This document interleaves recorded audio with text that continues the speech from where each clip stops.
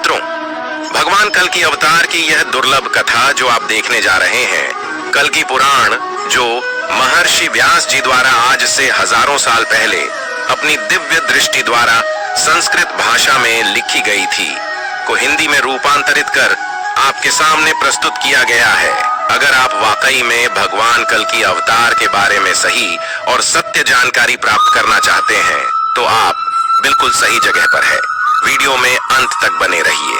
इस प्रस्तुति में हम जानने वाले हैं कि कैसे भगवान कल्कि और अश्वत्थामा का मिलन कलयुग में होगा और भगवान कल्कि जी के बारे में वो 10 रहस्य जो आज तक हमसे छुपाए गए। साथ ही जानेंगे कि भगवान कल्कि जी के शरीर पर वो कौन से 3 निशान होंगे जो उन्हें अवतार साबित करेंगे और भगवान कल्कि जी के शक्तिशाली अस्त्र जो आज भी धरती पर मौजूद है। दोस्तों, वीडियो शुरू करने से पहले आपसे निवेदन है कि चैनल को सब्सक्राइब कर दे ताकि ऐसी जानकारी आपको और हमको मिलती है। दोस्तों, हम भगवान कल्कि को देख पाए या नहीं ये तो हमें नहीं पता, लेकिन क्यों ना हम उनके जीवन के वृतांत को सुनकर हमारे जीवन को धन्य बनाए। जब भी धरती पर अधर्म बढ़ता है तो भगवान विष्णु धर्म की पुनः स्थापना के लिए अवतार लेते हैं। हमारे धर्म शास्त्रों में भगवान विष्णु के 10 अवतारों का उल्लेख मिलता है, जिनमें से 9 अवतार श्री हरि पहले ही ले चुके हैं, जबकि 10वां कल्कि अवतार अभी होना बाकी है। तो मित्रों, आखिर कब और कहां जन्म लेंगे कल्कि? भगवान उनका ये अवतार कैसा दिखेगा और वो इस अवतार में किसका वध करेंगे? कल्कि अवतार से जुड्ढी। पहली बात यह है कि भगवान विष्णु का यह एकमात्र ऐसा अवतार है जिसके जन्म लेने से पहले ही उनकी जयंती मनाई जाने लगी है। दरअसल भगवान कल्कि के जन्म को लेकर कई मत हैं। एक मत के अनुसार भगवान का जन्म शुक्ल पक्ष की द्वादशी तिथि को होगा, जबकि एक दूसरे मत के अनुसार सावन मास की छठी तिथि को भगवान कल्कि इस धरती पर जन्म लेंगे। और मित्रों, इन दोनों ही तिथियों को आज के दौर में कल्कि जयंती के रूप में मनाया जाता है। कल्कि अवतार का विस्तृत उल्लेख हमें विष्णु पुराण में मिलता है, जिसके अनुसार भगवान कल्कि का जन्म उत्तर प्रदेश के मुरादाबाद जिले के संभल गांव में होगा। उनके पिता का नाम विष्णुयश और माता का नाम सुमति होगा। और मित्रों, ये दोनों ही भगवान विष्णु के परम भक्त होंगे। तीसरा, मान्यताओं की माने तो भगवान विष्णु का यह अवतार 64 कलाओं में निपुण होगा। जब लोगों के हृदय में सिर्फ अधर्म भर जाएगा तो भगवान कल्कि ही लोगों को अधर्म से धर्म के मार्ग पर लेकर आएंगे। श्रीमद् भागवत के बारे में अध्याय में भगवान कल्कि की कथा विस्तार से दी गई है। इसमें बताया गया है कि यह अवतार भगवान विष्णु का 10वां और आखिरी अवतार है, जिसके बाद कलयुग का अंत और सतयुग की पुनः शुरुआत होगी। श्रीमद् भागवत के अनुसार भगवान राम की ही तरह भगवान कल्कि के भी 4 भाई होंगे। उनकी 2 पत्नियां भी होंगी। पहली माता लक्ष्मी के रूप में पद्मा और उनकी दूसरी पत्नी रमा होंगी। मान्यता है कि रामावतार के समय अर्थात त्रेता युग में वैष्णवी नाम की एक स्त्री ने जन्म लिया था, जिसने भगवान श्री राम से विवाह की इच्छा प्रकट की। तब भगवान राम ने ही उन्हें विवाह का वचन देते हुए अपने कल्कि अवतार के बारे में बताया था। तभी से वैष्णवी तपस्या कर रही है और उनकी तपस्या समाप्त होने के बाद कल्कि अवतार में भगवान विष्णु ही उनसे दूसरा विवाह करेंगे। चौथा, विष्णु पुराण के अनुसार भगवान परशुराम भगवान कल्कि के गुरु होंगे, इसलिए आज भी भगवान परशुराम महेंद्र गिरी पर्वत पर तपस्या करके कल्कि अवतार की प्रतीक्षा कर रहे हैं ताकि वो उन्हें शस्त्र और शास्त्र दोनों का ज्ञान दे सके। पांचवा, विष्णु पुराण में इस बात का भी उल्लेख मिलता है कि परशुराम जी की आज्ञा का पालन करते हुए भगवान कल्कि भगवान शिव की तपस्या करेंगे, जिसके बाद उन्हें दिव्य शक्तियां प्राप्त होंगी और उनकी मदद से ही वो अधर्मी लोगों का संहार करेंगे। छठा, मित्रों, कल्कि अवतार के बारे में यह भी कहा जाता है कि वो दुनिया के सभी राजाओं को पराजित कर उनका वध कर देंगे। वो सिर्फ इस धरती पर ही नहीं बल्कि समुद्र पर भी राज करेंगे। सातवां, जैसा कि मैंने आपको बताया कि भगवान कल्कि 64 कलाओं से युक्त होंगे जो श्वेत रण के घोड़े पर सवार होंगे। अग्नि पुराण के 16वें अध्याय के अनुसार इस घोड़े का नाम देवदत्त प्राप्त होगा और इस अवतार में श्री हरि के एक हाथ में तलवार और दूसरे हाथ में तीर कमान होगा, जिससे वो दुष्टों का संहार करेंगे। 8वां, इसके अलावा भगवान कल्कि के पास एक रहस्यमय तोता भी होगा, जिसका नाम शूक होगा। ये तोता भूत, वर्तमान और भविष्य काल का संपूर्ण जाता होगा, जो समय समय पर अपनी शक्तियों से भगवान कल्कि की सहायता करेगा और कई तरह की महत्वपूर्ण जानकारियां देगा। 9वां विष्णु पुराण के अनुसार कल्कि अवतार तब होगा जब कलयुग का अंत निकट आ जाएगा, जब धरती पर हर जगह सिर्फ पाप का बोलबाला होगा। लोग अधर्मी होंगे जो सिर्फ अपने ही बारे में सोचेंगे।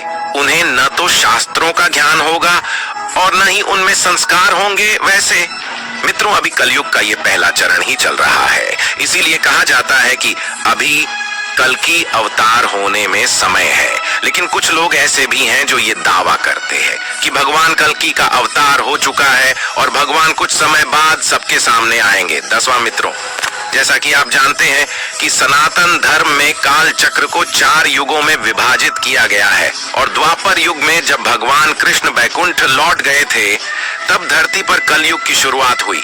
ऐसे में जब भगवान कल्कि पापियों का सर्वनाश कर देंगे और वो भी बैकुंठ लौट जाएंगे, तो धरती पर भयंकर प्रलय आएगी और यहाँ से जीवन खत्म हो जाएगा।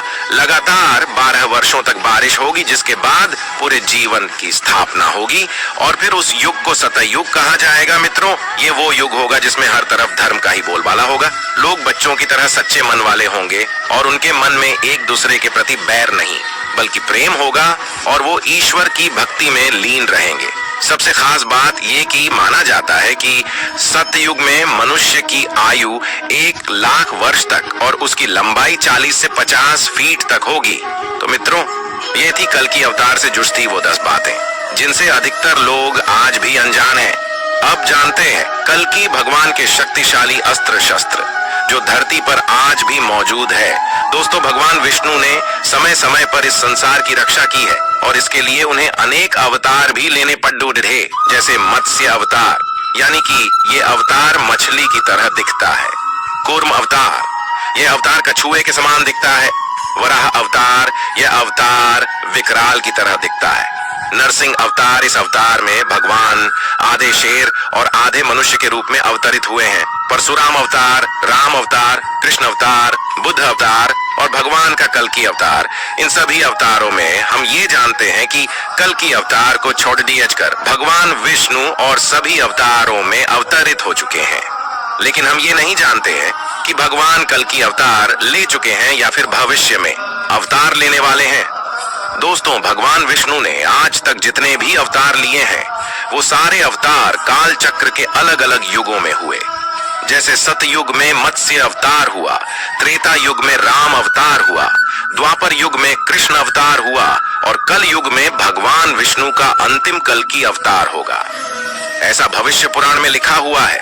दोस्तों, भगवान विष्णु ने जब जब अवतार लिए हैं, तब उनके अवतारों में अलग अलग शक्तियां होती थीं और वे अलग अलग अस्त्र एवं शस्त्रों से लैस होते थे। भगवान परशुराम फरसे का प्रयोग करते थे, भगवान राम धनुष एवं बाण का प्रयोग करते थे, भगवान कृष्ण सुदर्शन चक्र का प्रयोग करते थे। लेकिन दोस्तों, क्या आपको ये पता है कि भगवान विष्णु जब कल्कि अवतार लेंगे तो उनके पास कौन कौन से अस्त्र एवं शस्त्र होंगे?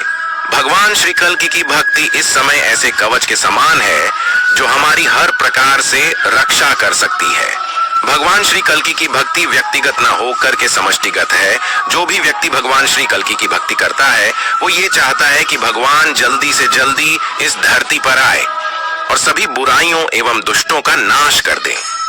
दोस्तों, कल युग यानी कि कलह कलेश का युग, जिस युग में सभी के मन में असंतोष हो, सभी मानसिक रूप से दुखी हो, वह युग कलयुग है।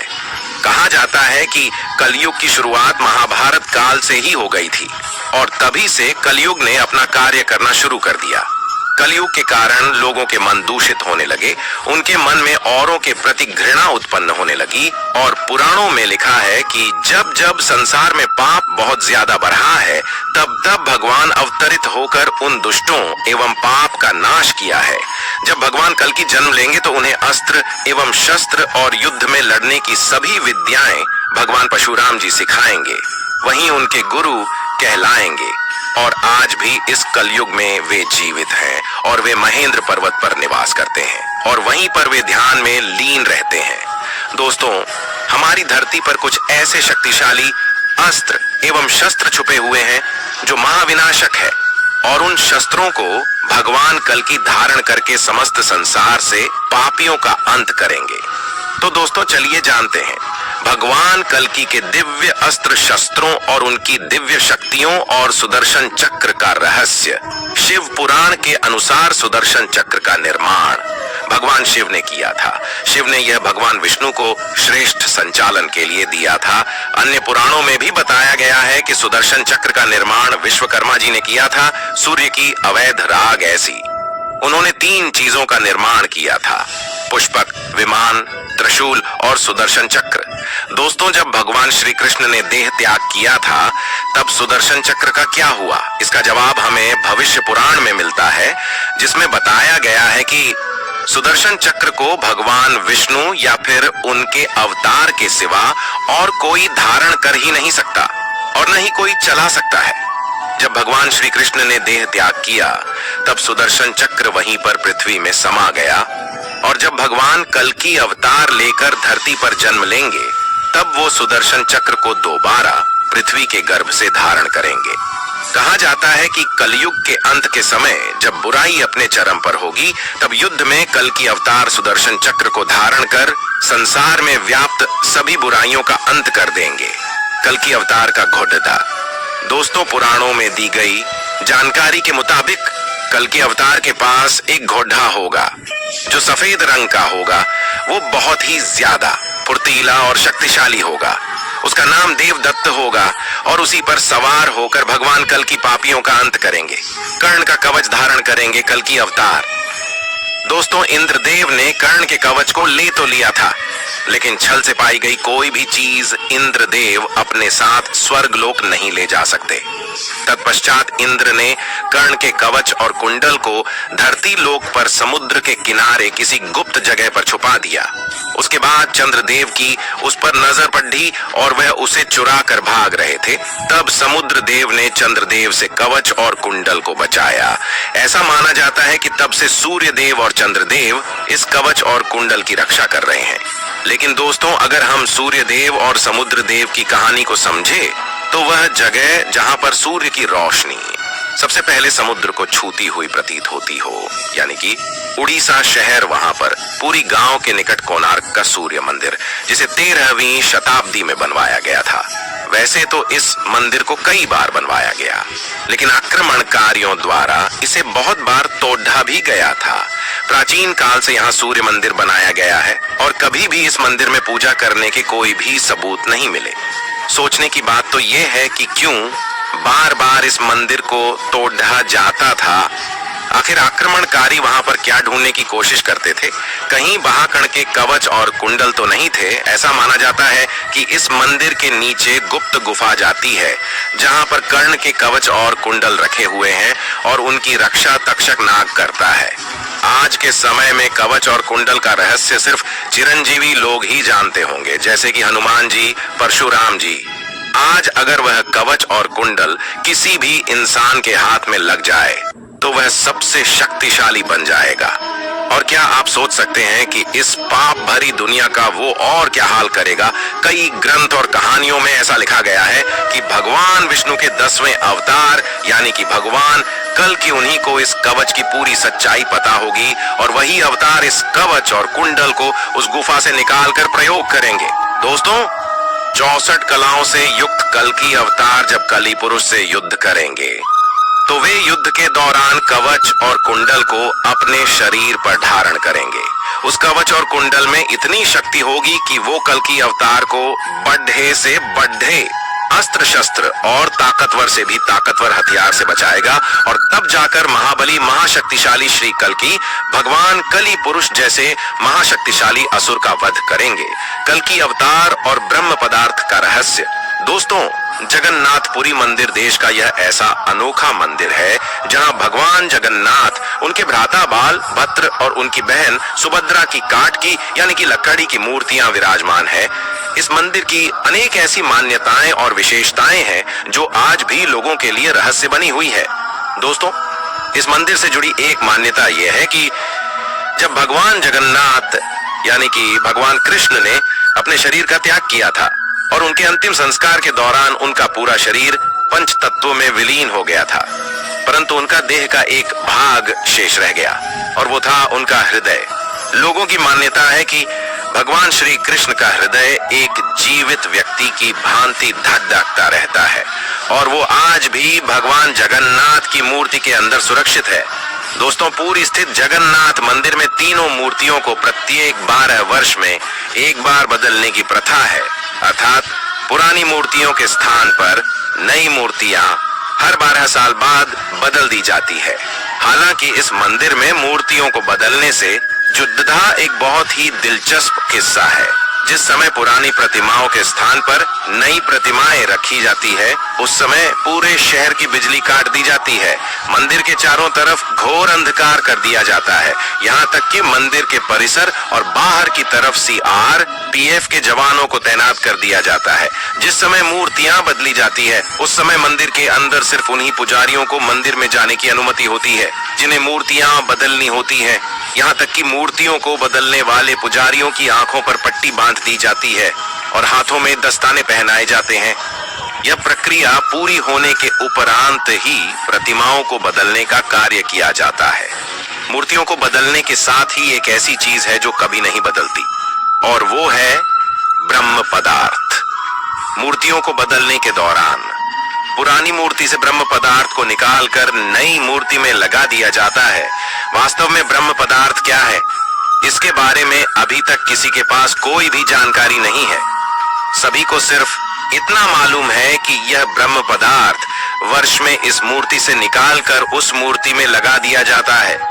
ब्रह्म पदार्थ को लेकर मान्यता यह भी है कि यदि किसी ने इसे देख लिया तो उसके शरीर के चिट्ठे उड़ जाएंगे। कुछ लोगों का मानना है कि इसे देखने वाले व्यक्ति की तत्काल मृत्यु हो जाएगी।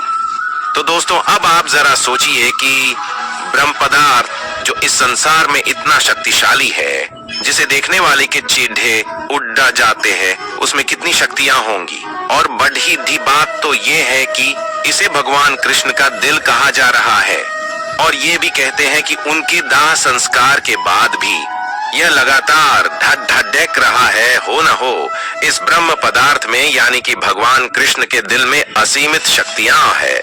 कुछ लोगों का कहना है कि कहीं इसका संबंध कल की अवतार से तो नहीं है, क्योंकि इतने शक्तिशाली ब्रह्म पदार्थ को भगवान के अवतार के अलावा और कोई संभाल ही नहीं सकता।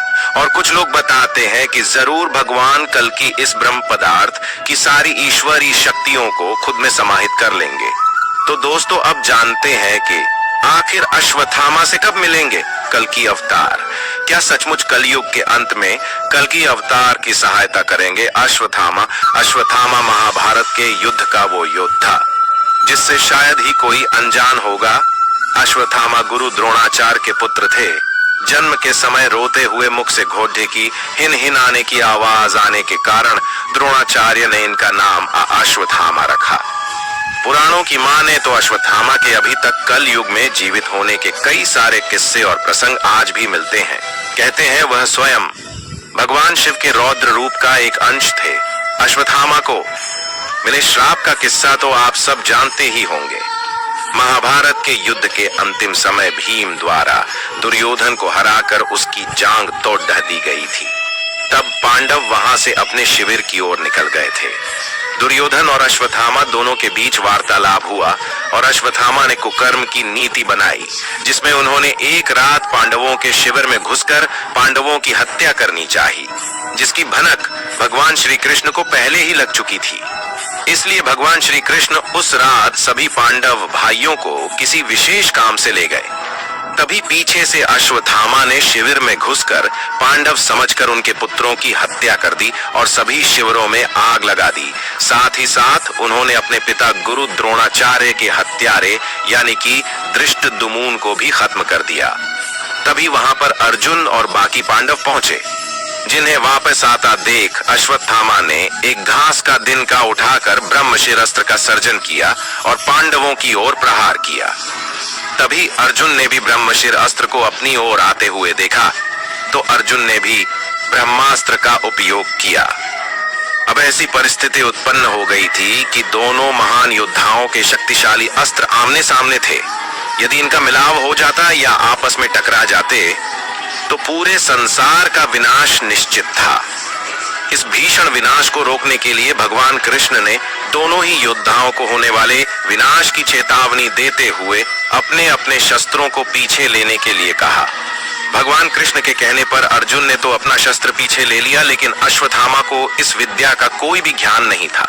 इसीलिए अश्वत्थामा ने अपना शस्त्र उत्तरा के गर्भ की ओर मोड़ दिया। उत्तरा अभिमन्यु की पत्नी थी, जिनसे उन्हें जल्द ही एक संतान प्राप्त होने वाली थी।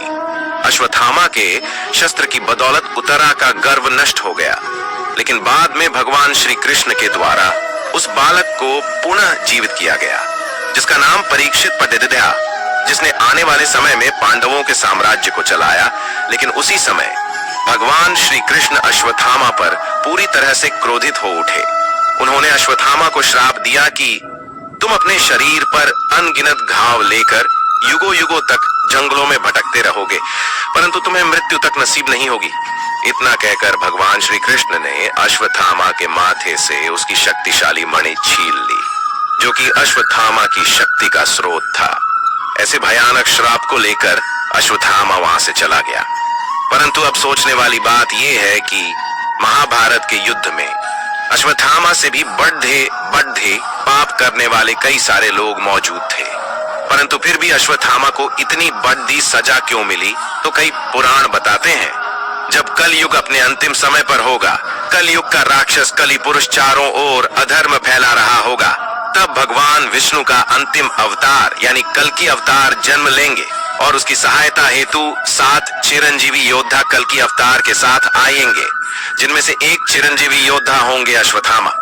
वहीं बद्धे झानी और पुराण बताते हैं कि कृष्ण द्वारा अश्वत्थामा को कुशाप देना मात्र एक जरिया था, परंतु भगवान श्री कृष्ण का उद्देश्य बिल्कुल अन्य ही था।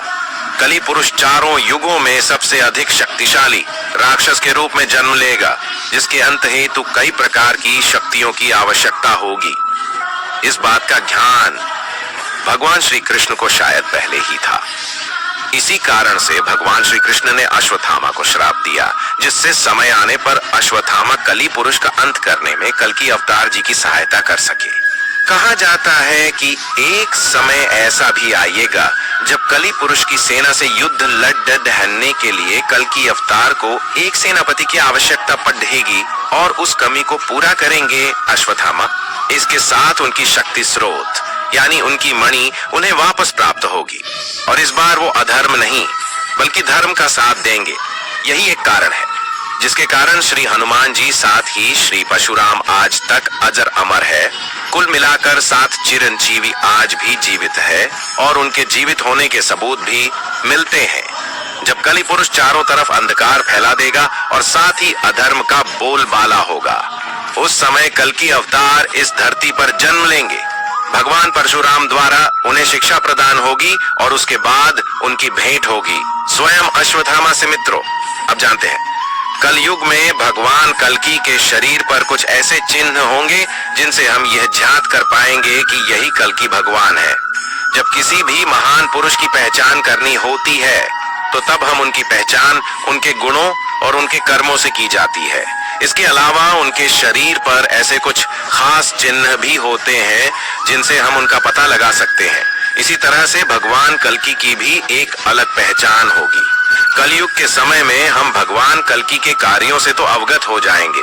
वह कली राक्षस से युद्ध करेंगे और कल युग में वो सभी अधर्मों का विनाश कर धरती को पापों से मुक्त कर पाएंगे, परंतु उनके शरीर पर कुछ ऐसे खास निशानियां होंगी जिनसे हम उनको पहचान सकते हैं। भगवान विष्णु हर युग के अंतिम समय में जन्म लिया है। त्रिदेवों में से भगवान विष्णु का कार्य यह है कि सृष्टि का पालन करना। जब भी इस धरती पर जन्म लेते हैं तब विशेष शक्तियों के साथ जन्म लेते हैं।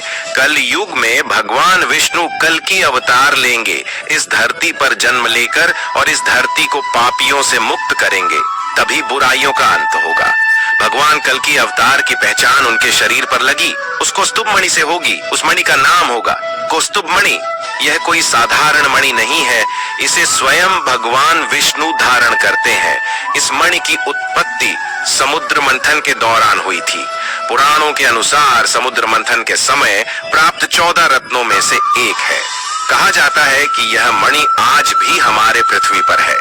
पद्मनाथ स्वामी मंदिर में 7वें दरवाजे के पीछे यह मणि छुपी हुई है। आज तक कोई भी मनुष्य इस 7वें दरवाजे को खोल नहीं पाया है।